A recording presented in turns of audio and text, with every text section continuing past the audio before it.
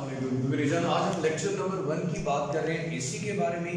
AC alternating current. इस chapter को start करने से पहले ये चीज याद रखिएगा, इसके वोल्टेज कम भी होंगे, ज्यादा भी होंगे, पॉजिटिव भी होंगे, नेगेटिव भी होंगे। मेरी जान इस लेक्चर को या इसके बाद वाले दो जो लेक्चर्स हैं ये वो डोज होगी जो आपको पूरा चैप्टर समझने में हेल्प करेगी और एसी को अच्छे से समझने में हेल्प करेगी। हम step by step slow and study जाएकर जो लोग ऑनलाइन भी सुन रहे हैं स्पेशली रिक्वेस्ट है कि एंट्री लगाकर कंसंट्रेट होकर इसको समझिएगा। ये बहुत से लोग इस चैप्टर से और इस कॉन्सेप्ट से हमेशा बागी होते हैं, लेकिन मेरी जान आप लोगों ने नहीं होना। तो हमारे चैप्टर का नाम एसी सर्किट्स है।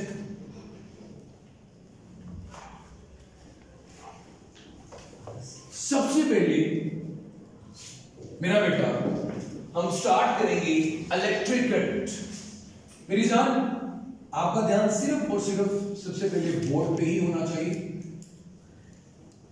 Electric current step by step समझते जाइएगा, चीजें समझ खुद ही आती जाएंगी। मेरी जान हमारे पास इलेक्ट्रिक करंट दो तरह का होता है। एक को हम नाम देते हैं एसी का और एक को हम नाम देते हैं डीसी का। एसी का मतलब ऑल्टरनेटिंग करंट,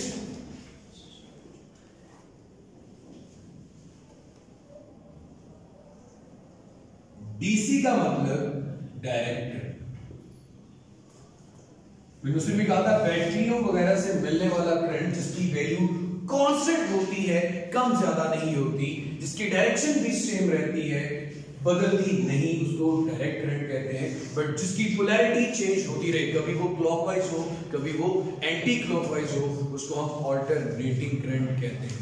ध्यान से बोर्ड पे रखिए। डीसी और एसी में फर्क। सबसे पहले ऑल्टरनेटिंग करंट एक ऐसा करंट जो चेंज करता है, चेंजेस इट्स पोलैरिटी। पोलैरिटी कहते हैं मेरा बेटा अपने कनेक्शन को, कभी नेगेटिव से पॉजिटिव, कभी पॉजिटिव से negative. Changes its polarity with respect to time, with respect to time. Changes its polarity with respect to time. Time के लिहाज से जो अपनी पोलैरिटी भाई लम्हा ब लम्हा अपनी पोलैरिटी, अपना कनेक्शन चेंज करता रहे। बट कैसे वो सारी चीजें डिस्कस होंगी। डेफिनेशन ये कहती है ऐसा करंट जो अपनी पोलैरिटी टाइम के लिहाज से बदलता रहे, ऐसे करंट को क्या कहते हैं मेरा बेटा? Alternating current. सिंबल क्या होता है आपको सर्किट्स के अंदर, इस सर्किट के अंदर ए साइनोसाइडल वेव बनी हुई नजर आती है जो कि रिप्रेजेंट करती है कि इसके अंदर कौन सा करंट है? ऑल्टरनेटिंग। जैसे कि हमने ट्रांसफार्मर में देखा, म्यूचुअल इंडक्शन के फिनोमेना में लास्ट चैप्टर में देखा। अब मेरे बच्चे अब आज नहीं कहूंगा, हमारे पास हो गया ऑल्टरनेटिंग करंट की definition. What is direct current? तो जहां पे चेंज है यहां पे चेंज नहीं होगा, तो लिखेंगे doesn't change its polarity with respect to time. जितना मर्जी टाइम गुजरता रहे इसकी पोलैरिटी में किसी किस्म का कोई चेंज नहीं आता। ये हमेशा पॉजिटिव टू नेगेटिव ही रहेगा, ये हमेशा पॉजिटिव टू नेगेटिव रहेगा। Does not change its polarity या doesn't change its polarity with respect to time. ये टाइम के मुताबिक अपनी पोलैरिटी चेंज नहीं करता, इसकी पोलैरिटी, इसकी डायरेक्शन हमेशा सेम रहती है। और इसका सिंबल क्या होता है? ये बैटरी का सिंबल हमेशा में बढ़ते हैं, जो ये रिप्रेजेंट करता है कि ये ट्रेवल करेगा फ्रॉम पॉजिटिव टू नेगेटिव। अब छोटा सा कॉन्सेप्ट, मैं एसी को सर्किट के अंदर कैसे विजुलाइज कर सकता हूं कि वो अपनी पोलैरिटी चेंज कर रहा है, वो अपनी पोलैरिटी चेंज कर रहा है। तो जरा देखिएगा मेरा बेटा, एसी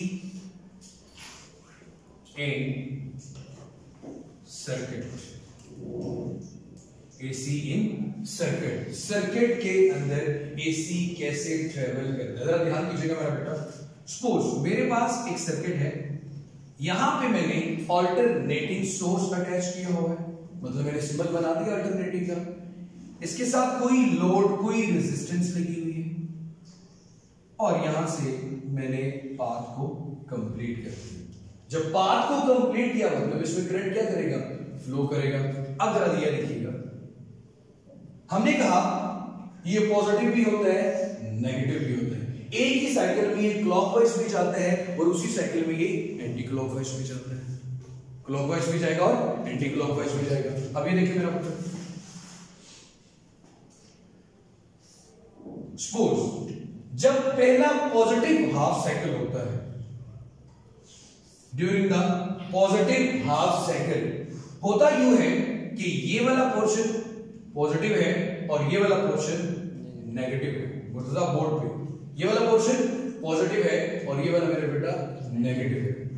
तो आपके पास करंट इस डायरेक्शन में फ्लो करेगा, पॉजिटिव टू नेगेटिव। ये होगी एक direction during the positive half cycle. अब नेगेटिव में क्या होता है, यही बना दो।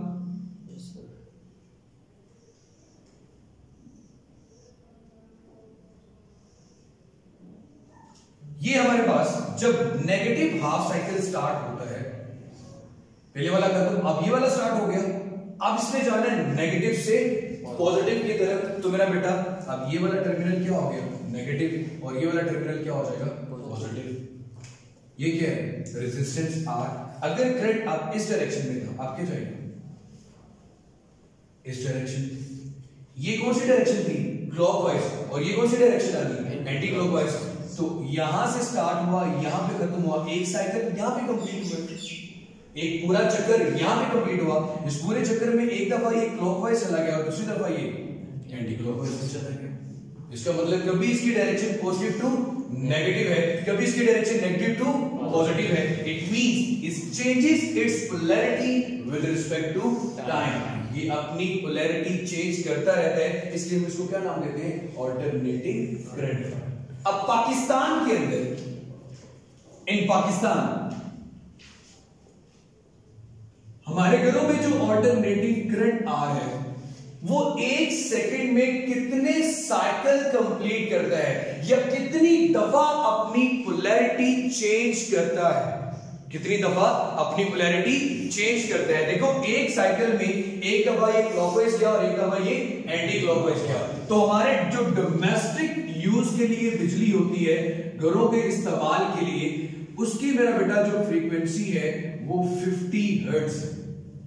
अब ये 50 हर्ट्ज का मतलब क्या है कि 50 दफा एक सेकंड में अल्टरनेटिंग करंट क्लॉकवाइज भी होता है और एंटी क्लॉकवाइज भी होता है। और ये इतनी तेजी से होता है कि हमें फ्लक्चुएशन नजर नहीं आती, डिसकंटिन्यूटी नजर नहीं आती। जब एक सेकंड में 50 दफा करेगा तो इंसानी आंख उसको ऑब्जर्व नहीं कर पाएगी। क्लियर होगी मेरा बेटा ये बात? कितनी फ्रीक्वेंसी है पाकिस्तान के अंदर, 50 हर्ट्ज। एमसीक्यूज के लिए भी मेरा बेटा आप लोगों ने याद रखना है, और जनरल इंफॉर्मेशन भी आपको पता होनी चाहिए कि अल्टरनेटिंग करंट जो कि हमारे घरों में आ रहा है उसकी फ्रीक्वेंसी कितनी है, 50 हर्ट्ज। और उसकी फ्रीक्वेंसी का मतलब क्या है कि वो अपने लेवल्स, वो अपना साइकिल चेंज करता रहता है, पॉजिटिव टू नेगेटिव और नेगेटिव टू पॉजिटिव। 50 टाइम्स ये क्लॉकवाइज और 50 टाइम्स ये एंटी क्लॉकवाइज। यहां तक क्लियर हो गया मेरा बेटा? पक्की बात है? ओके। जब यहां पे कहानी खत्म होती है तो अगला कहानी जो आगाज होता है मेरा बेटा वो होता है इंस्टेंटेनियस वैल्यूज। क्या होता है मेरा बेटा? Instantaneous values. इस पॉइंट को जितना गौर से हो सकता है गौर से सुनिएगा।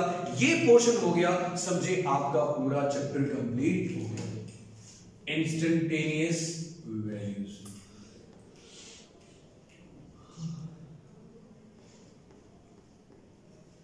मेरे बेटे एसी जनरेटर का टॉपिक, उसके अंदर हम लोगों ने जिससे के पढ़ा, हमारे पास जो ईएमएफ इंड्यूस होती है एसी जनरेटर के अकॉर्डिंग उसकी इक्वेशन आती है E is equal to E naught coil की रोटेशन के साथ, और इसके साथ आता है मेरा बेटा साइन ओमेगा टी। क्या आता है बेटा? Sine omega T. ओमेगा कहते हैं एंगुलर फ्रीक्वेंसी, जिस फ्रीक्वेंसी के साथ कॉइल क्या करती है, रोटेट। खैर हम यहाँ पे तो वोल्टेज की बात करेंगे और करंट की बात करेंगे, वोल्टेज की बात करेंगे और करंट की बात करेंगे। तो मैं इसको चेंज करके क्या ले लेता हूँ, V इज इक्वल टू, ये नॉट जिसके साथ लिखा होता है इसका मतलब मैक्सिमम वैल्यू। क्या मतलब इसका? Maximum value. और इंस्टेंटेनियस का मतलब कोई भी वैल्यू, कम भी हो सकती है, ज्यादा भी हो सकती है। v is equal to v naught sine omega t। और अगर इसके साथ मैं करंट की इक्वेशन लिखूं तो वो बिल्कुल सेम इसी तरह याद रहेगी। v की जगह पे क्या आ गया i, v नॉट की जगह पे क्या आ गया i नॉट, और साथ सेम की इक्वेशन आ गई। ये दो इक्वेशन मैंने एसी जनरेटर के रेफरेंस से लिए। किसकी मेरा बेटा? वोल्टेज की और करंट की। एसी जनरेटर कौन सा वोल्टेज पैदा करेगा? एसी। करंट भी कौन से पैदा करेगा? एसी। जिसको कम या ज्यादा किया जा सके। टॉपिक भी हमारा क्या है? एसी। ये दो इक्वेशन जानी है हमारे पास। अब इन इक्वेशन में हमें बताना है कि कहां पे कौन सी और कितनी वैल्यू आती है। अब देखते हैं कैसे। जरा ध्यान दीजिएगा मेरा बेटा।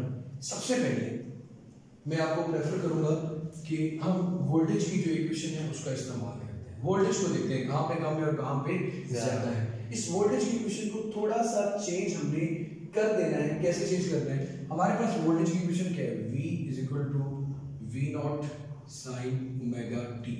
ओमेगा हमारे पास होता है मेरा बेटा 2 पाई ओवर t। एक पूरा साइकिल 360 का होता है, कितने टाइम में कवर हुआ उसे टाइम पीरियड कहते हैं और उसे कहते हैं एंगुलर फ्रीक्वेंसी। मतलब जहां पे ओमेगा लिखा हो वहां पे क्या लिखा जा सकता है? 2 पाई ओवर t। अब जरा गौर कीजिएगा, मैंने लिख दिया v naught sine 2 pi over t और इधर बेटा क्या आ गया?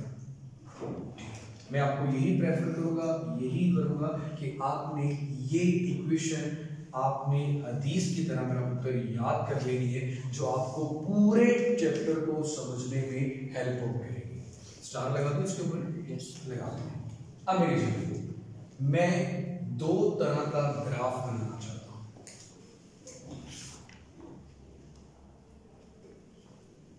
एक,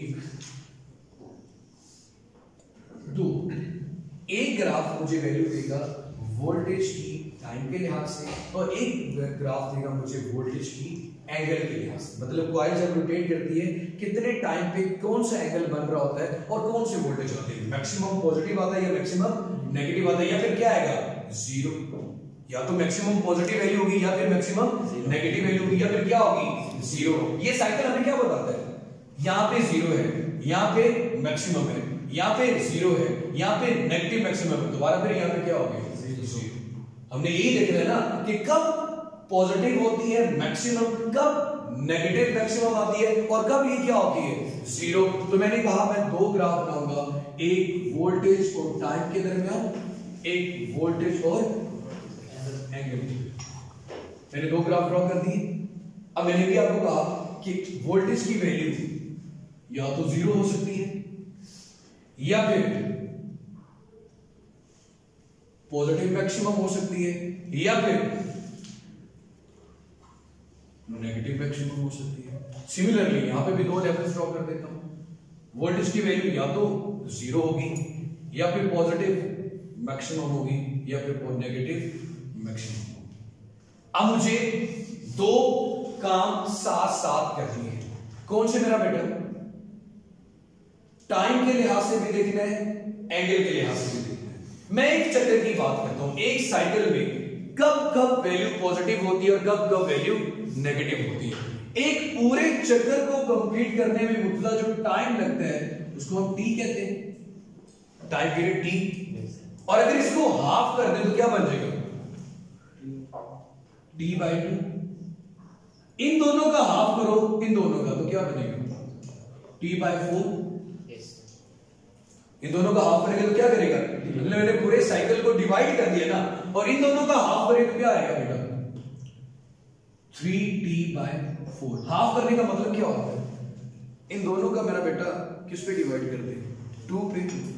या इन दोनों का एलसीएम ले लें। जब इन दोनों का एलसीएम लोगे तो आपके पास क्या आएगा? जो भी एलसीएम लोगे इन दोनों को ऐड करके क्या कर ले? हाफ ले लें। हमें तो इन दोनों का क्या लेना बेटा? हाफ ले लें। अब इन दोनों को दो हिस्सों में डिवाइड किया, 0 और t/2।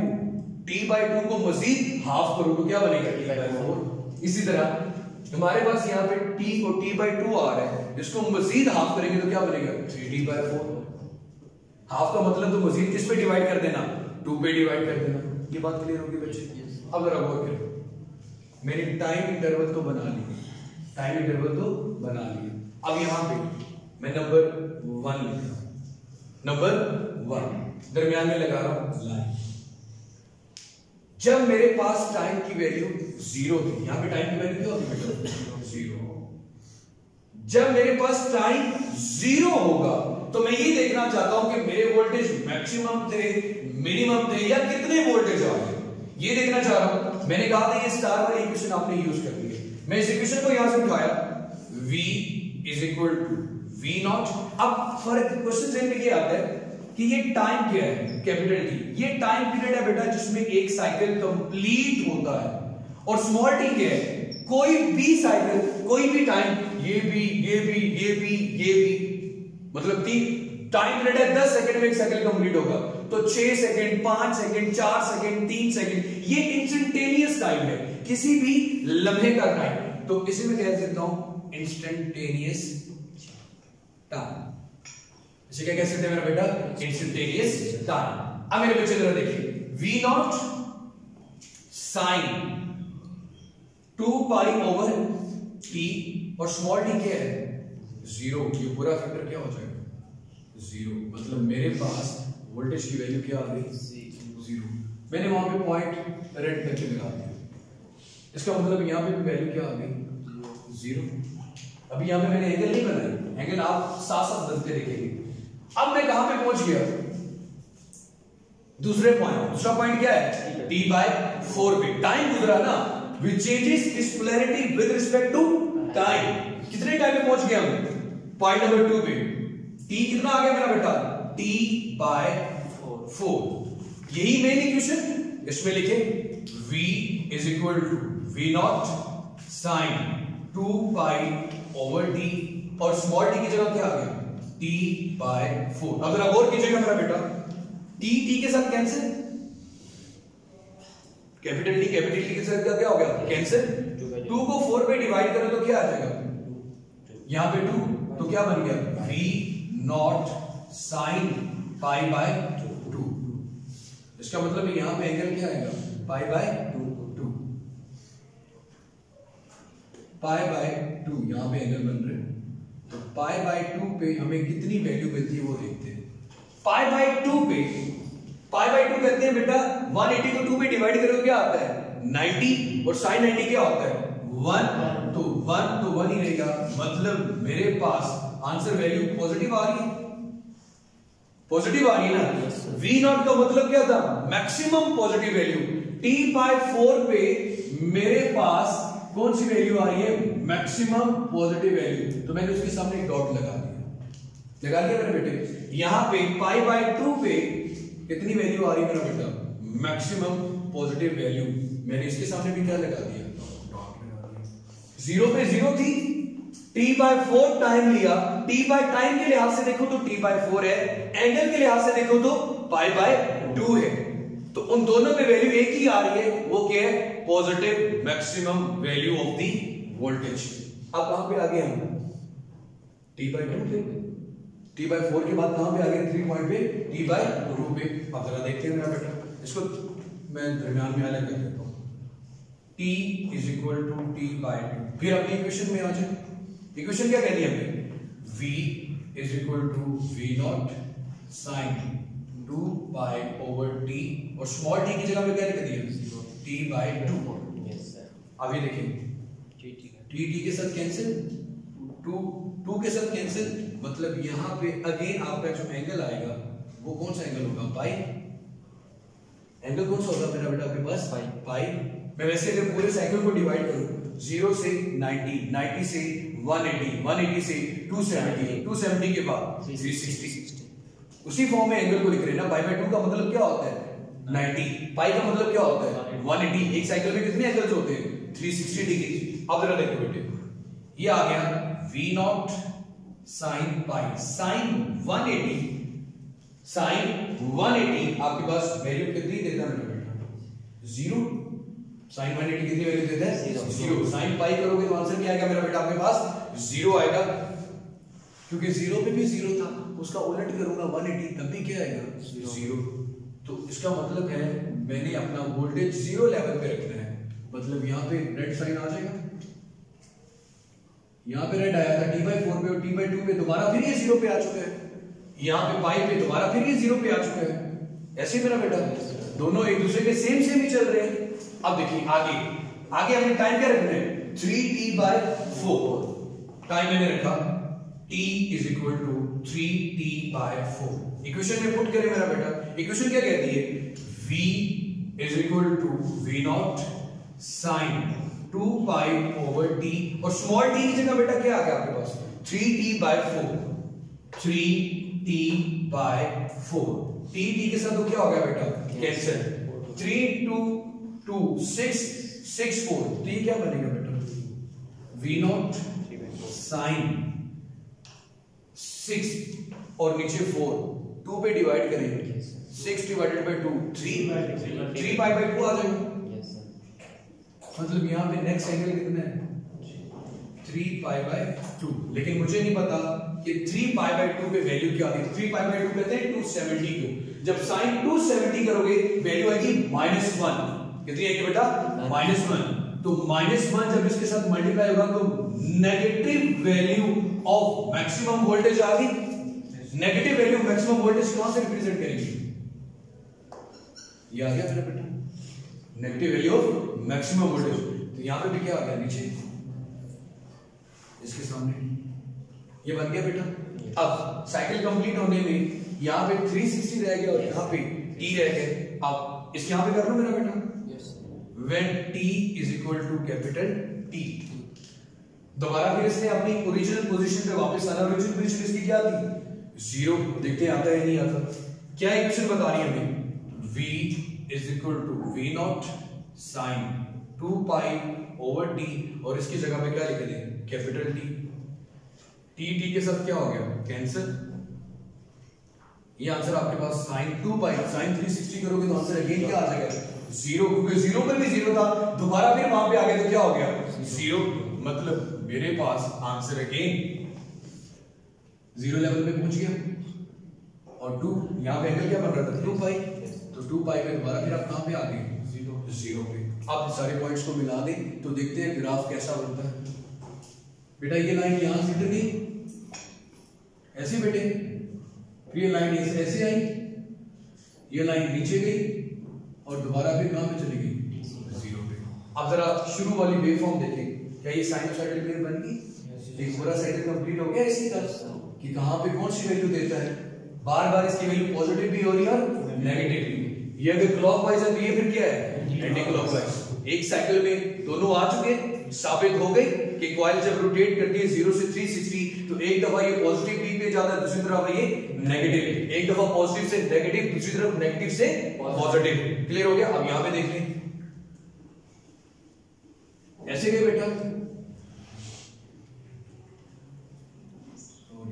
ठीक है, ये गई, ये गई, दोनों ग्राफ सेम आ गए बेटा।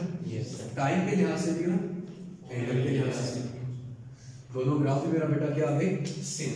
ये था वोल्टेज का एंगल के साथ ग्राफ और ये था वोल्टेज का टाइम के ग्राफ। किसे कहते हैं, इंस्टेंटेनियस वैल्यूज। इसमें कोई इशू मेरी जान, कोई मतलब, यही सेम इक्वेशन, यही सेम इक्वेशन आप किसके लिए बना सकते हैं, करंट के लिए। क्या लिखना होगा, I is equal to I naught sin 2 pi over T। सिर्फ V की जगह पे कौन सा वर्ड आ जाएगा, I का आ जाएगा। बाकी एंगल में तो साइन की वैल्यू क्या रहनी है, सेम रहनी है। तो सेम इक्वेशन किसके लिए भी ड्राइव की जा सकती है, करंट के लिए। तो लिख सकता हूं सेम फॉर करंट। और एक और पॉइंट मैंने शुरू में लेक्चर में बताया था कि डोमेस्टिक फ्रीक्वेंसी कितनी होती है, 50 हर्ट्ज। कितनी फ्रीक्वेंसी होती है मेरा बेटा, 50 हर्ट्ज। Domestic frequency 50 hertz. ये आपके ऑल्टरनेटिंग सर्किट का पहला लेक्चर कंप्लीट हो गया। इसके बाद मेरा बेटा छोटी छोटी टर्म्स हैं, इंशाल्लाह सेकंड लेक्चर में देखेंगे। आप लोगों ने भी इस लेक्चर को दोबारा से गौर से स्लो एंड स्टडी सुनना है। हमने बहुत slow and study each and everything derive की है। स्टिल अगर आपका किसी भी किस्म का कोई क्वेश्चन होता है कमेंट सेक्शन में भी पूछ सकते हैं, और कॉपी भी सिर्फ हैंड फ्री लगा के देखिएगा और ज्यादा कंसंट्रेट होगा। मैं आप लोगों के लिए दोबारा रिवाइज कर देता हूँ। दो तरह का करंट है, ऑल्टरनेटिंग और डायरेक्ट। हम ऑल्टरनेटिंग का बिहेवियर देख चुके हैं, कभी ये पॉजिटिव है, कभी ये नेगेटिव, कभी ये क्लॉकवाइज है, कभी ये एंटी क्लॉकवाइज है। और एक ही साइकिल में दो दफा ये अपनी पोलैरिटी चेंज कर रहे हैं, positive to negative and negative to positive. Domestic frequency Pakistan में 50 दफा एक साइकिल में अपनी क्या करता है, पोलैरिटी चेंज करता है, पॉजिटिव टू नेगेटिव जाता है, नेगेटिव टू पॉजिटिव जाता है।